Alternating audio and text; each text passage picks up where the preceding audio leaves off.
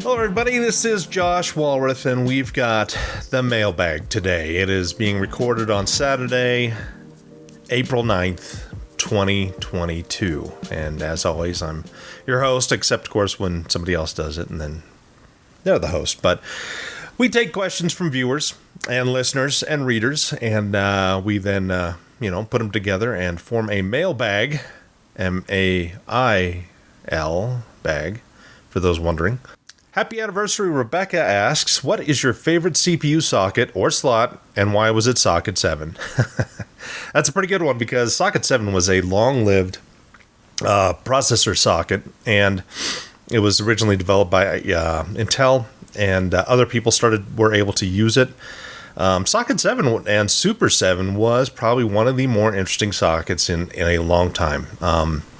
It was used by everybody, whether it was IBM, and Cyrix, and AMD, and WinChip, and I can't remember. There may have been one or two other smaller people back then that did it, but AMD and Intel were the big ones in socket 7, and really that was where AMD kind of came to the fore, because K5 was a pretty solid processor, though it didn't clock up nearly as high as it really needed to. But it was a really good design overall. Very aggressive, very much like a Pentium Pro in ways. But they just could never get the clock speeds up there and power as well as what Intel was doing with their Pentium MMX, and then later on Pentium 2. Also, that was the socket that the K6 first came out, and that was next gen. Raza Atiq Raza, I can't remember which way the name goes. He was the CEO of that company that AMD bought, and then they got the K6 processor over. K6 was outstanding for integer, but it had a non-pipeline floating point unit that, even though low latency, it just couldn't compete with the Pentium MMX and the Pentium 2. So yeah, socket 7 was when I really got into reviewing and testing and really becoming excited about what you could do with computer technology.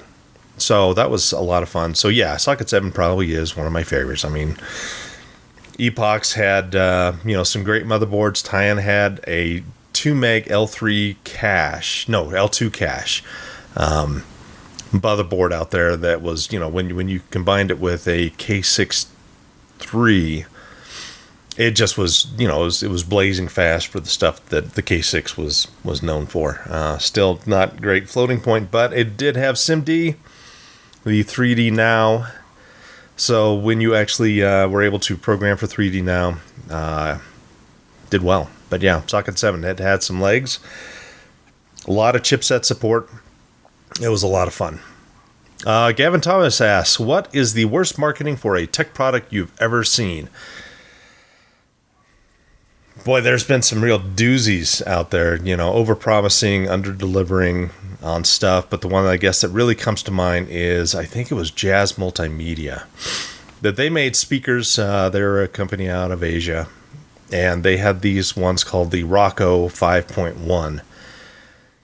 I was sent a review sample, and at first I was really excited about it because it had DTS decoding and digital Dolby Digital 5.1 and DTS decoding. But it had built-in speakers into the center console. It wasn't, the center unit had all of the controls for volume and input and all that, and it came with a subwoofer. Did it come with? Yeah, it came with the subwoofer. And 4 more satellites, and it was not a good product. I tried to find some positives out of it, and I talked about it, and namely the only positives that it could decode that, but the DD 5.1 and DTS. But they were horrible, absolutely terrible speakers. Just vibrated terribly. They sounded awful. I spent a long time trying to tune up there with what we had, and it just it was not good. And even the PR person came back to me and said, yeah, this was not a great release. It was universally panned. All the other major guys who reviewed it were just like, don't do it. It's crap. And again, I tried to give them the benefit out at the time, but even I said it's like the sound here is poor, and you need to go elsewhere. Sam Global asks, what would a good entry-level to mid-price point racing wheel be for Forza Horizon 5? There's some good ones out there. The Thrustmaster TMX and T150 are probably the most basic ones that you want to go with. The Logitech G29, if you can still get a hold of those, they're typically under $250, and they've got a good pedal set, good feel on the brake, leather wrapped steering wheel. Force feedback is not as good as, say, like the T300 series from Thrustmaster. And speaking of which, if you can get the T300 series for under $300, that's a pretty good buy. Those do go on sale now and then for around $279 to $299, and you're going to get the basic two pedal set with that. The T300R, I believe, is the TS300R. I can't remember which one, but anyway, that one from Thrustmaster is probably one of the better ones, and you'll get the best overall feedback feeling as compared to the Logitech one or the T150 or TMX from Thrustmaster. So if I were you, I would probably spend that little extra and get the T300 set. I know that you can buy the base unit by itself, but that's not always a great deal. They have ones with the F420 wheel, I think. But anyway, if you can find one for a good price, do that T300. I think my wife's machine has the one that I reviewed ages ago, and it still is a solid part. If you really want to get into it, then the TSPC from Thrustmaster is good. I would skip on the very latest Logitech one because they're going for $350, $400, and they don't add a whole lot from the G29 or the G920, which is the Xbox branded wheel. So good luck. Forza Horizon 5, a lot of fun. I've been messing around in 4, and it's just great to be able to wander around the countryside. So Davey S. asks, want to help me settle an argument? We had a spirited debate in the office this week about whether it's better in terms of cooling to leave a PC case closed and let the cooling system work as intended, or remove the side panels to improve airflow. Thoughts? Well, the bad thing about opening up a case is that you do disrupt the airflow going in and out. Now, when you have a case closed, it's been shown that partial positive pressure cooling is a vast improvement than negative pressure or keeping the side open. So you need to keep those sides closed. You need to have good fans, pulling from the intake. And then, these cases are designed to have a certain type of airflow that will maximize airflow over the GPU, past the CPU, and then exiting usually out of the upper top back. Because heat, convection rises, all that fun stuff, as well as how they've set up the power supply in a lot of these cases. So, you want to keep them closed for better cooling and have really good solid fans at the front and as little impedance as possible for those intakes. I know that there are certain cases that, especially with the rise of glass cases, that sometimes these tempered glass fronts are placed very, very close to the fans, and so you don't actually get as good cooling in some of those things. I know that NZXT has one. If you have a radiator mounted in the front, it gives you incredibly little space to be able to suck air in, and it's not nearly as effective as others. So be careful about that as well. Jake McGee asks, what are your suggestions for stereo desktop speakers? Boy, there's a lot of them. Edifier we talked about on the podcast the other day. There's a ton of really good studio monitor speakers that you can adapt to PC usage. The days of really good PC speakers seem to be over with. Corsair had those SP2500s, which were outstanding for the time, especially, they're kind of tuned for near field audio and had a great sub, really good power, had that little control key that was, pretty fantastic. It had like an OLED screen on it, and very, very, very, very nice speaker, but they don't sell those anymore. You can maybe pick one up off of eBay. But yeah, PC audio is kind of taken some hits as compared to what was really nice back in the day when there were many people had 5.1 sets and really good 2.1 sets. Altec Lansing was out there. Logitech had a lot of good high power stuff. Now Logitech still has some pretty decent stuff, but they're not nearly as high power as used to be, and they're more optimized for price than really overwhelming power and sound. I still have my Logitech 5.1 series. I can't remember which model, but you're going to pull them out of my hand from my dead cold hands before I let them go, or else they'll just have to blow up.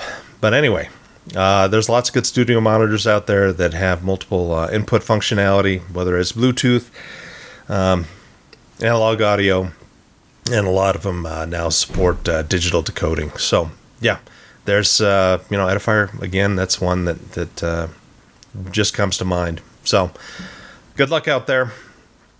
Ryan DTW asks, what's the fuss with the Asus ROG Crosshair 8? It's an X550 X570 AMD based chipset. It's Dark Hero USB disconnect issues from when I run my M.2 SSD at the limits.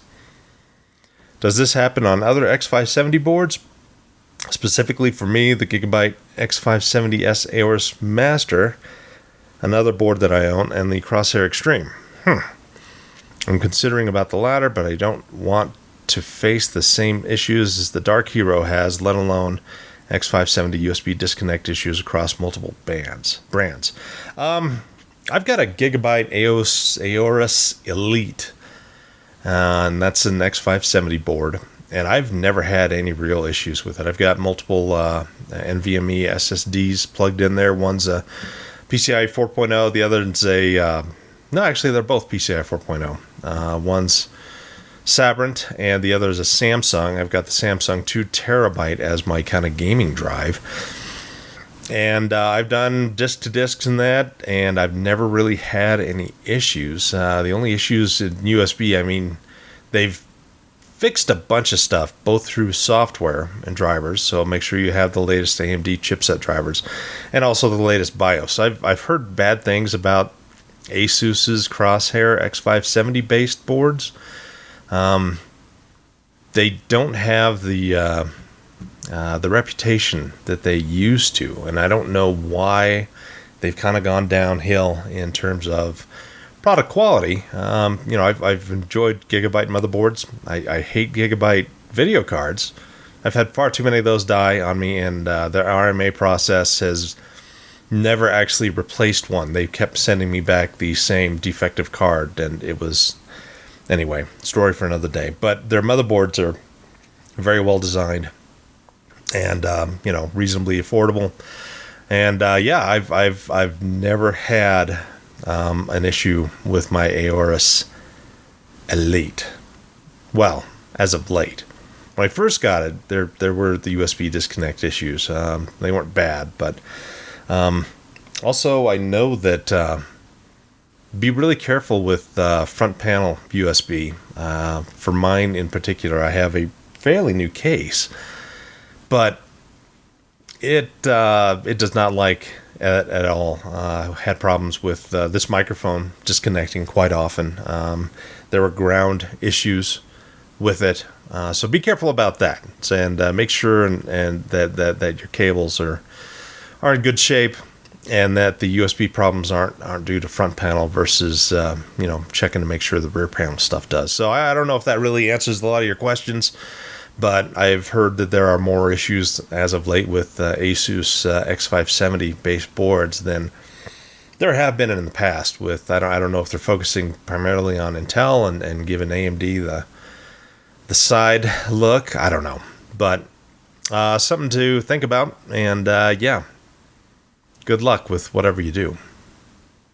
All right, that's those are all the questions for today. A good 16, 17 minutes of your day wasted on me, but we'll do this a whole lot more, hopefully. And if you guys want to send us questions, send it to myself or Sebastian, either through Twitter or email.